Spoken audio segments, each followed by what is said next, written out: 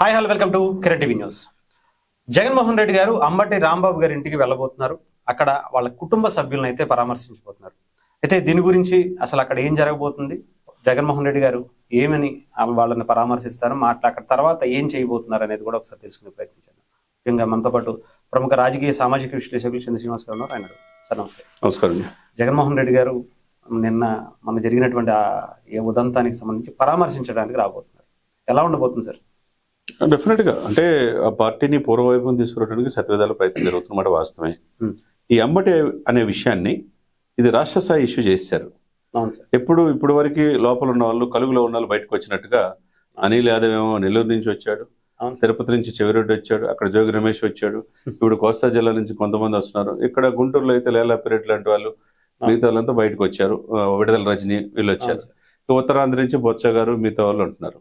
సరే, ఏదేమైనా కానీ పార్టీని స్ట్రెంథన్ చేసుకోవాలి, ఈ అవకాశాన్ని అందిపుచ్చుకోవాలి, ఇది ప్రజల్లో మరింత బలంగా తీసుకెళ్ళాలి. మా ఇల్లు మీద దాడులు చేస్తే ఎట్లా, మా నాయకులు లోపలేస్తే ఎట్లా అనేది బలంగా తీసుకెళ్తానికి ప్రయత్నం జరుగుతున్నారు. దాని మాటన కల్తీ లడ్డు అనే విషయాన్ని పక్కన పెట్టేసేసి, అంటే డైవర్షన్ పాలిటిక్స్. అరవసీధర్ అనే ఒక ఇన్స్టిట్యూట్ వచ్చింది, అది పోయింది.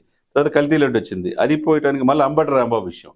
ఎన్నిటికీ పురోపురాలు విచారించాలి. చట్టం దృష్టిలో ఎవరైనా తప్పు చేస్తే శిక్ష పడాల్సింది. దీనికన్నిటికి కారణం ఏంటనేది ఒకసారి మనం హరీష్ గారు మనం కూడా చూడాలి. Rule is rule for all. నేను ఎప్పుడు చెప్తుంటా, చట్టం దృష్టిలో మనం ఎవరైనా సమానమే, మీరైనా నేనైనా. రాజ్యాంగం 2 సంవత్సరాలు 11 నెలల 18 రోజులు రాసింది ఎందుకు? ఫలాలు అందరికి అనుభవించాలని. అదేవిధంగా న్యాయశాస్త్రం మీద మనకి నమ్మకం ఉన్నప్పుడు దాని ప్రకారం వెళ్ళాలి తప్పితే చట్టం తన చేతులు తీసుకోవచ్చు. భావ ప్రకటన స్వేచ్ఛ ఉంది కదా అని చెప్పేసి ఆర్టికల్ 14, ఆర్టికల్ 17, ఆర్టికల్ 21 అందరికీ ఉంటుంది, మీకు నాకు మాట్లాడొచ్చు. కానీ ఇతరుల మనోభావాలు దెబ్బతినకుండా మాట్లాడాలి. మీరు ప్రాంతాల మధ్య విదేశాలు రెచ్చగొట్టేట్టు సాక్షాత్తు ముఖ్యమంత్రిగా గవర్నర్ ఫస్ట్ సిటిజన్ అంటారు సార్. ఈ దేశంలో రాష్ట్రపతి ఫస్ట్ ఉంటారు, ప్రథమ పౌరురాలు. ఆ తర్వాత ముఖ్యమంత్రి కదా ఉండేది. మరి ముఖ్యమంత్రిని గౌరవించుకోవాల్సిన బాధ్యత ఎవరికైనా ఉంది కదా. మరి అటువంటిది ముఖ్యమంత్రిని లకారంతో సంబోధించి వాళ్ళ తల్లిదండ్రులు కూడా తిడతాం ఎంతవరకు సమంజసం? అవును సార్, అది తప్పు కదా. మరి చేసిందంతా తప్పు చేసి రెచ్చగొట్టి చేసింది ఎవరు? దానికి కారణమైన ఉద్దేశాలు ఏంటి?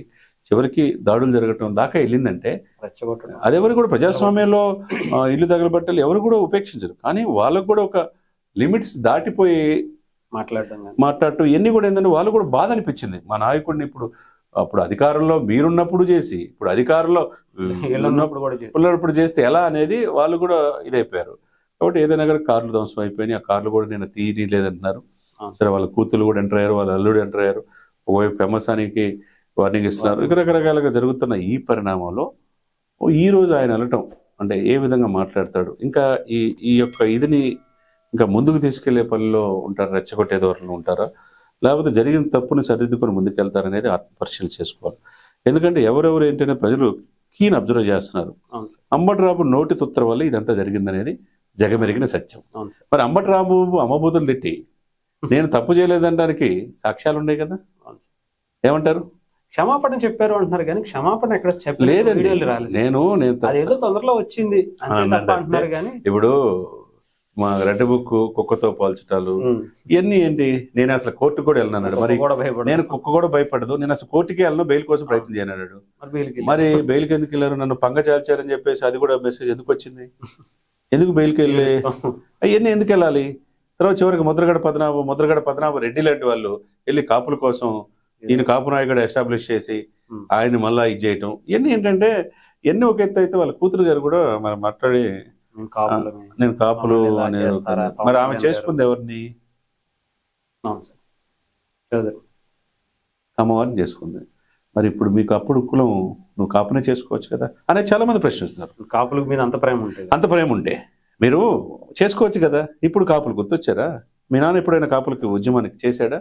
రంగా గారు అసలుకి ఇప్పుడు ఎవరైనా వచ్చేస్తే తిరుగుబోతులు వాళ్ళకి మాంసం తింటారు తప్ప బుద్ధి ఉండదు అని చెప్పి అన్నాడు. కాపులు ఓట్లు వేయలేదని చెప్పాడు, జనసేనకి వేశారని చెప్పాడు, కాపులు తిట్టాడు.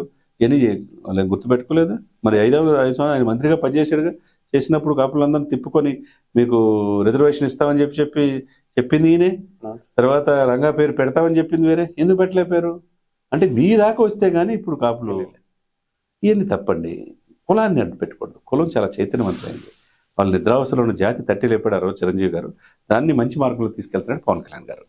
కాదు కూడదు అని చెప్పేసి అనడానికి లేదు, వాళ్ళ హక్కుగా వాళ్ళ పోరాటం. అంతేగాని పవన్ కళ్యాణ్ గారిని వాళ్ళ కూతురు ప్రశ్నించినంత మాత్రాన వాళ్ళ నాన్న చేసిన తప్పు అని చెప్పేసి ముందు క్షమాపణ చెప్పుకోనండి అనేది అనే మాట. ఏదేమైనా కానీ రాజకీయాలు ఎలా ఉండాలంటే, రాజకీయాలు అన్నీ కూడా ఆత్మహత్యలే అంటారు, హత్యలు ఉండవు, ఆత్మహత్యలు అంటారు. మన ఏమి తేడా ఉండదు. జగనన్న వదిలిన బాణం ఎక్కడ ఉంది ఇప్పుడు? కాంగ్రెస్ పార్టీ అధ్యక్షురాలేదు. నువ్వు ప్రజలు ఎందుకు పాదయాత్ర చేసే హక్కు నీకు లేదంటుంది.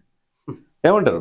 కాబట్టి మన ఏమి తేడా ఉండదు. కాబట్టి రాజకీయాలు పూర్తి పాలిటిక్స్ని ఉపయోగించుకోవాలని చూస్తారు. అదే సమయంలో ప్రాంతీయ విభేదాలు, కులాల మధ్య రెచ్చగొట్టే ధోరణిలో ఉన్నప్పుడు ఈ కుల నాయకులు కూడా, ఈ కుల సభ్యులు కూడా చైతన్యవంతంగా ఉండాలి.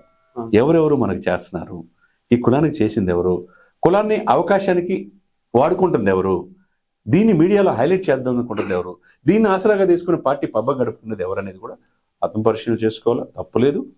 పార్టీ అధినేతగా, మాజీ ముఖ్యమంత్రి కుమారుడుగా, మాజీ ముఖ్యమంత్రిగా ఈయన కూడా వాళ్ళ యొక్క సీనియర్ నాయకుడు కాబట్టి అంబటి రాంబాబు గారి విషయంలో పోయి ఆయన పరామర్శించి ఈ దాడులు తప్పు, ఈ ప్రజాస్వామ్యంలో మంచి పద్ధతి కాదని చెప్పొచ్చు. కానీ క్షేత్రస్థాయిలో కార్యకర్తలు మిగతాన్ని, పార్టీ కేడర్ని ఈ అవకాశాన్ని అందిపుచ్చుకుని రాష్ట్ర వ్యాప్తంగా దీన్ని ఉద్యమంగా చేద్దాం అనుకుంటే మాత్రం అది ఇంకా గొడవలకు దారితీసే అవకాశం స్పష్టంగా కనపడతాం. Right sir. ఏదేమైనా కానీ జగన్మోహన్ రెడ్డి గారు అంత ఈజీగా వదిలేసే టైప్ గా దాన్ని ఇంకా పెంచే ఉద్దేశం ఉంటుంది కానీ తగ్గించే ఉద్దేశం అయితే జగన్మోహన్ రెడ్డి గారు. Right sir, thank you sir.